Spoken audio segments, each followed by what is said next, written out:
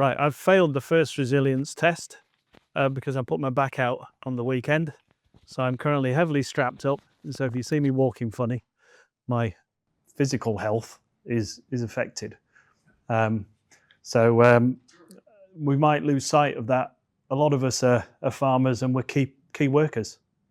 And if we can't function right, then the whole lot falls to bits. I mentioned to Steve and myself and Angus are a bit like the backing singers today, and he said that would be probably one of the worst boy bands in history. But anyway, hopefully you'll see that we've got some common themes. By the way, that's Cawood, which is in that direction about 3 miles, and this is some of the land that I farm. So one of my key challenges with resilience is being able to manage, and I'll come on to a little bit more, that changing climate that we're having to deal with. But a bit like Stephen did at the beginning, if I'm given a subject to talk about, I take that key word and I look at what that actually means, and Stephen's already talked about that. But one of the things I found whilst thinking about this is I don't wake up in the morning thinking, how am I going to be resilient today? I don't think that's normally sort of like a farmer's way of looking at things. But it is very much a buzzword, and I think that is coming from out the external, sort of the edges of our industry.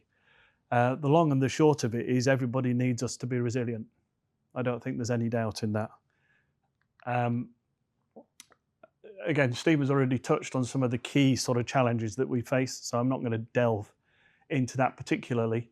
But the financial, the environmental, the social, that really came out with the IHT debate, how central we are to the rural economy. And then personal, I've talked about physical, but also the mental health, the challenges that we're having to deal with as well. It's something that's been covered quite a lot. And I'm going to make a little shout out for this. We're disparate businesses. We don't often have a single sort of like voice, but we do in the form of the NFU. And anybody who knows me will know that I've been involved with that for quite a number of years. It definitely has its critics, but from a bigger picture point of view, it's highly admired, and it's absolutely essential to our industry resilience to have that single voice working at the highest levels of government. We don't always get our way, that's clear. We don't always get it right. But one of the things that I've said is one of the challenges is that, and I have to be careful with my language now because we are being filmed, is it could have been an awful lot worse if it hadn't been for the work that the NFU does, and that's often unseen. But it's a very difficult sell often, and it's, in this world of social media, it's easy to denigrate. And why is farming resilience so important? It's because essentially if that breaks down, then everything else will fall to bits. We are absolute key players, and it's not very highly regarded at the top levels of government yet, but we shall see. Now, I don't usually speak to, I have spoken quite a bit over the years, and I'm normally speaking to non-farming audiences, so it's quite good there's a few sort of like non-farmers or people from the sort of like supply chain around that. And I try and present just where the farmer's head might be. Now, this was put together about 3 years ago for a Natural England conference. And this is me in the middle. This is us farmers in the middle. And this is some of the things that are going on that all affect how we act and what we do. It's all been scrutinised by government, by media, and by the NGOs.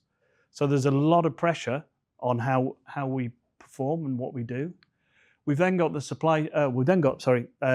other still up and coming initiatives like the land use framework.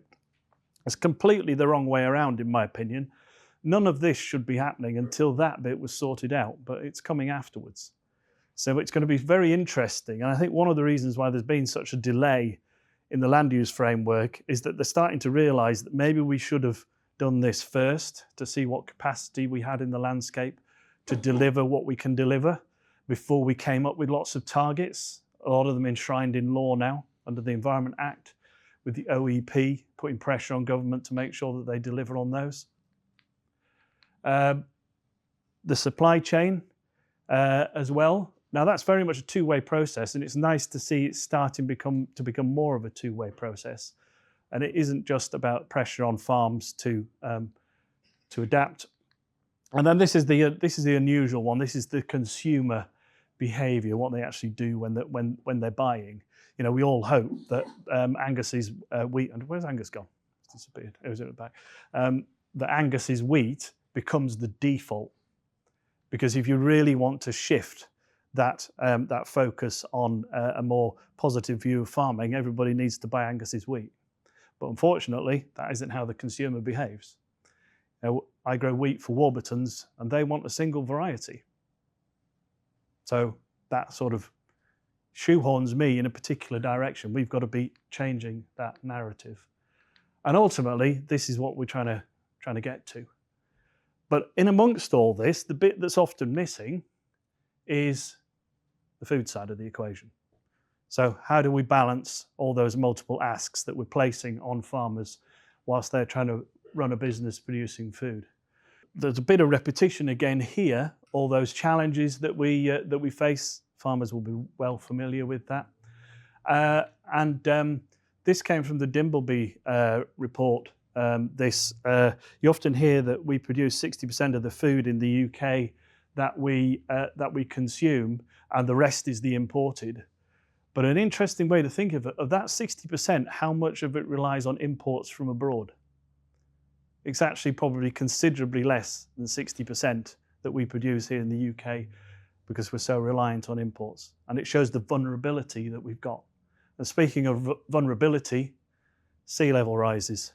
You know, this is where we are, that blue area there. So the potential for the impact of sea level rises, if that's not addressed, is going to be not inconsiderable. Yeah, so to come on to flooding more specifically, that's our farm. That picture was actually taken in 2007, but you'll see from here, it was a relatively rare event last century, but we've had 14 events. I'm in my second winter in a row without a flood, and where's a bit of wood? You know, but there's still time. You know, it isn't forced to just flood in winter. I'm relying on Ian's work in Wharfdale to help out with the tree planting that you've been doing, but probably need to have a lot more. But that catchment management, as was mentioned earlier, the Australians saying how bad we are at managing water. We are terrible at managing water here in the UK. We've got the other side of it, the drought side of it. You know, we grow potatoes using trickle irrigation. We've been doing that now for about 20 years? Could it be 30 years? Time's telling. 1999 was the first year. My maths isn't that good either. That was 27 years. And we've made investment in that in order to be able to achieve, you know, a bit of resilience on that side of things. But water scarcity is going to be a major global challenge. You know, look at us. We've got loads of water, but we're terrible at managing it. And that is going to be on the bigger sort of like catchment scale, right the way down to how we manage our soils as well. And water quality, we can't lose sight of that. Angus made the point about all the soil going into the rivers. Water quality is very keen targets in the Environment Act. The interim measurement, I think, is 2028. We're not going to get anywhere near that, but we have a role to play in agriculture. These are the issues that we have: nutrients, soil, and pesticides. Sorry, I want the nutrients to stay in the field. I want the soil to stay in the field, and I want the pesticides to stay where they are doing the job if I'm using them. So it's in my interest to address this. We have made a lot of progress so far. Right, so similar slide to Angus's, a little bit. We actually farm beside each other, by the way. This is about at least the third time that we've done a bit of a double act. Last September, we had a group of farmers from Iowa came over and supplied trade. And we farm quite differently, myself and Angus, but I think we've both got a similar sort of mindset and a similar aim. And it just shows that it's not about one size fits all. There is it's finding your particular sweet spot on your farm, which is going to be the way to find that resilience, that inner resilience for your business. So similar sort of area, relatively diverse cropping. We have potatoes and sugar beet in the mix, which definitely brings its challenges when it comes to soil management. And rather than probably seeing a steady trajectory of improvement, our soil profile probably does a bit like this, but the overall trajectory is a positive one. Likewise, environmental stewardship has been a small part of what we do, but we're getting paid for what we're doing. The missing bit for me in the SFI is the I bit, the incentive. And with the recent announcements of where that's heading, I don't think we've got a huge incentive necessarily to see that that's going to be a long-term prospect, I think, for UK farms. But having had support from private schemes, sort of in kind in recent years, we're now actually getting payments for the first time. I'm probably with Angus, there's probably a degree of greenwashing on the money that I'm getting for that. It's about ticking a box, but it's money. So I'm not going to ignore it. It's something. We really do need the supply chain to be very much on board with the resilience side of agriculture. I think they've got more responsibility than the individual farmer. Cover cropping, started doing that initially because I felt it was a way of enhancing habitat. Then you start to sort of like get a feel for what that might mean, and it starts you on a process. And soil health is probably the single biggest thing that I've done to improve my farm's resilience. I have to use a variety of different tillage techniques with the crops that we grow, but that looking for the sweet spot, and this is where it comes down to the individual farm level. That's the bit that you've got to work on. What are my skill set? What am I farming? What am I growing? What's my soil like? What can I do to try and find that sweet spot?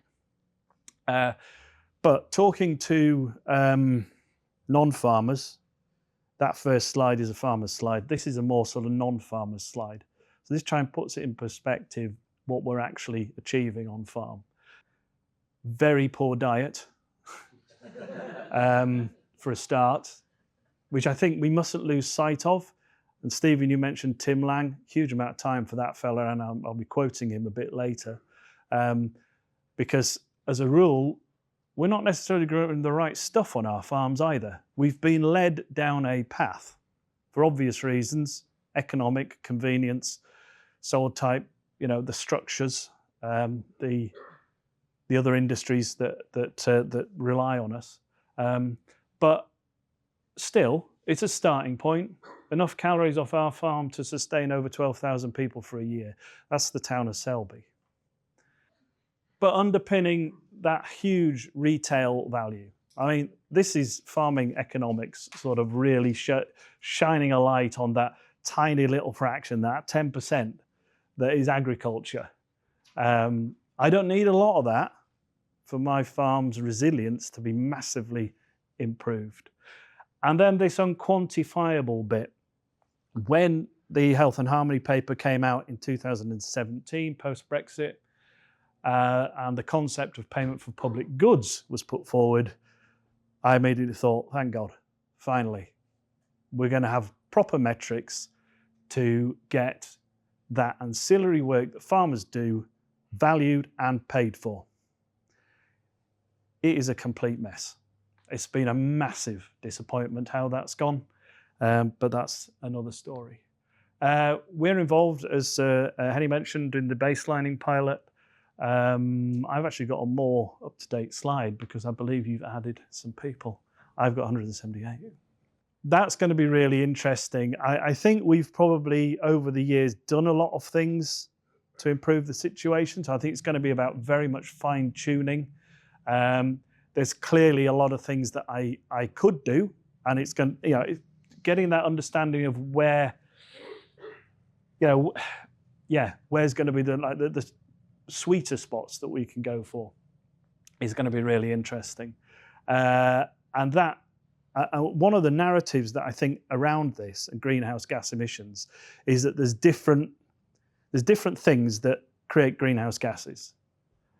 And it might be that we find that unless there's considerable change in consumer behaviour, we're going to have to accept that some of human activity is detrimental on that angle.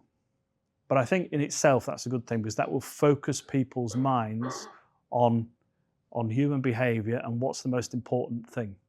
And this will very much feed into that.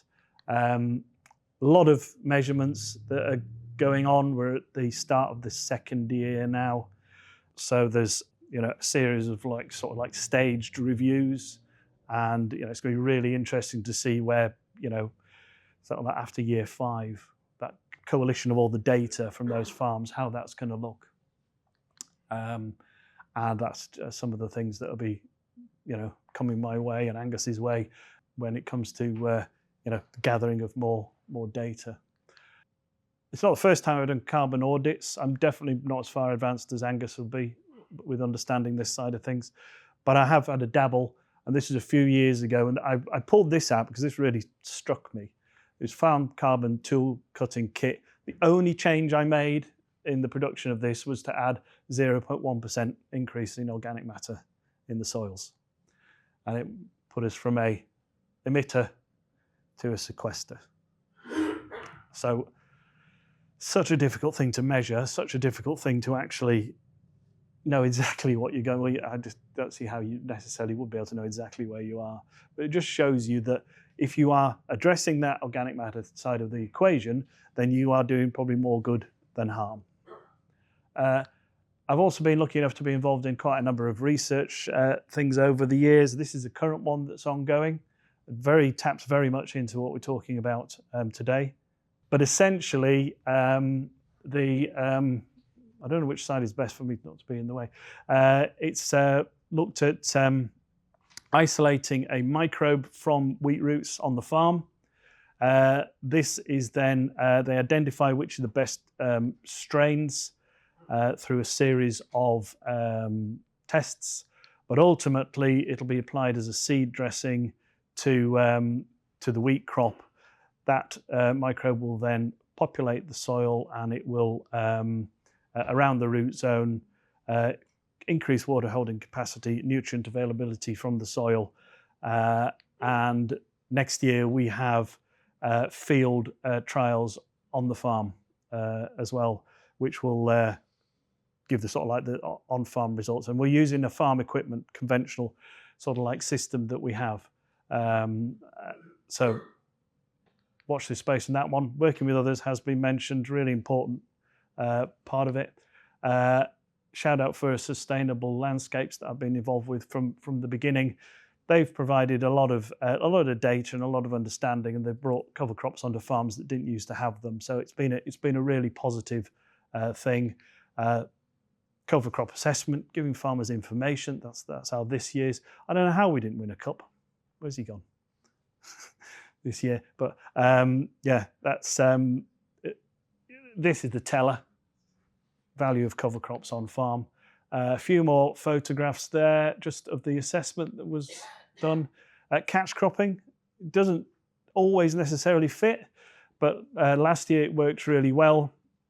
After the oilseed rape crop, good practices to cultivate to break up that flea beetle cycle. So we have a broadcaster on the cultivator, put in a catch crop, and then we just disc it. I don't have zero till, so we just disc it and combi drill it. That working with nature has been a very long-term side of the equation for me, but understanding what the impact is. These are fairly old data. It's an old slide of mine, but we've been doing a full comprehensive breeding bird survey every 5 years. So we've got 15, 20 and 25 data, and then the winter surveys. Again, that's not an updated slide. Just getting that picture of what's happening on farm. We've got every red listed species, and then we maintain them, barring the turtle dove. Finally, that was just kind of what we've done. I never even mentioned photovoltaics. Stephen, there's that many different sort of things going on. What will it take? But I'll just give time just to read these out. So this is from last week's NFU farming conference, Building Farms Resilience. What a theme. That was the title. Resilience cannot be just about surviving, it has to be about thriving. Who do you think said that? Boss of Tesco's. So, next question that comes from Tom Bradshaw in the back of that is, so how do you weigh up making sure that the farmers are not producing below the cost of production? Well, you see, we have to consider the consumer and the cost of living crisis that they're going through. So aren't they in a really delicate balance there? I know of no other industry where you can put £100 in and be happy to get £99 back. That was a fruit grower from Birmingham.